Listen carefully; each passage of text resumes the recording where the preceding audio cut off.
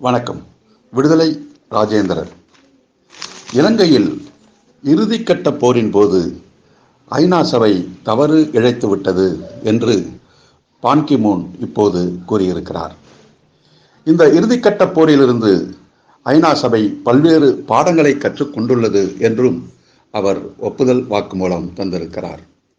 தவறு இழைத்துவிட்டது என்று அவர்கள் எளிதாக சொல்லிவிட்டு கடந்து போய்விடுகிறார்கள். இந்த தவறுகளுக்கு பின்னால் ஒரு மிகப்பெரிய சூழ்ச்சி வலை விரிக்கப்பட்டது. இந்த தவறுகளுக்கு பின்னால் பல்லாயிரம் தமிழர்கள் படுகொலை செய்யப்பட்டார்கள்.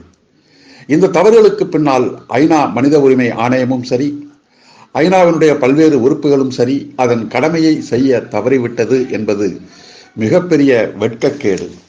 தமிழ்நாட்டில் தமிழர்களுடைய உணர்வுகளை, தமிழகத்தில் ஐக்கிய நாடு சபை ஏன் மனித உரிமைக்கான நீதியை வழங்கவில்லை என்ற கூக்குரலை கேட்பதற்கு அப்போது ஐநா சபை மறுத்துவிட்டது என்பது மிகப்பெரிய வேதனைக்குரிய ஒன்றாகும். பான் கி மூன் அவருடைய ஆலோசகராக இருந்தவர் இந்தியாவைச் சேர்ந்த விஜய் நம்பியார் என்ற மலையாள அதிகாரி. ஐநா மனித உரிமை உதவி குழுவினுடைய தலைவராக இருந்தவர் ஜான் ஹோல்மஸ் என்னும் அதிகாரி. அந்த விஜய் நம்பியாரின் மூத்த அண்ணன் சதீஷ் நம்பியார் என்பவர்தான் இலங்கை இராணுவத்திற்கு இராணுவ ஆலோசனைகளை கூறுவதற்கு கொழுத்த சம்பளம் வாங்கி கொண்டு பணியாற்றியவர். இந்த 3 அதிகாரிகளுடைய சூழ்ச்சி வலையில் மிக பெரும் கொடுமை, துரோகம் ஈழத் தமிழர்களுக்கு இழைக்கப்பட்டது. இறுதிக்கட்ட போரில் மக்களுக்கு வழங்க வேண்டிய உணவுப் பொருள்கள், மருந்து பொருள்கள் எவற்றையும் ஐநா மன்றம் அனுப்பி வைக்கவில்லை.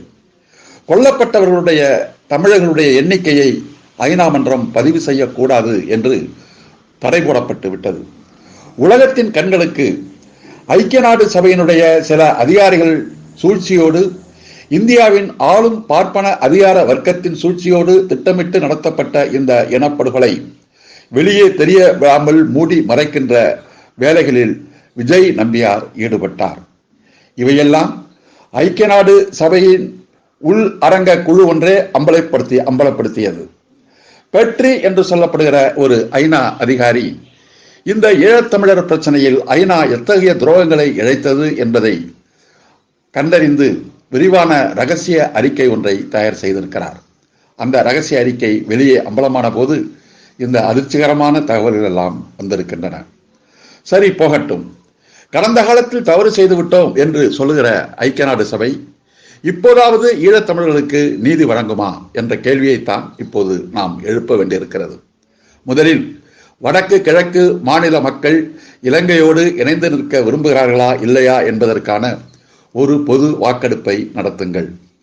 அங்கே போர்க்குற்றம் நடைபெற்றிருக்கிறது, மாந்த நேயத்திற்கு எதிரான குற்றம் நடந்திருக்கிறது, இவைகள் இனப்படுகொலைக்கு கொண்டு சென்றிருக்கிறது என்ற உண்மையை இதற்கு பிறகாவது ஐநா சபை ஏற்றுக்கொள்ளுமா, ஒப்புக்கொள்ளுமா?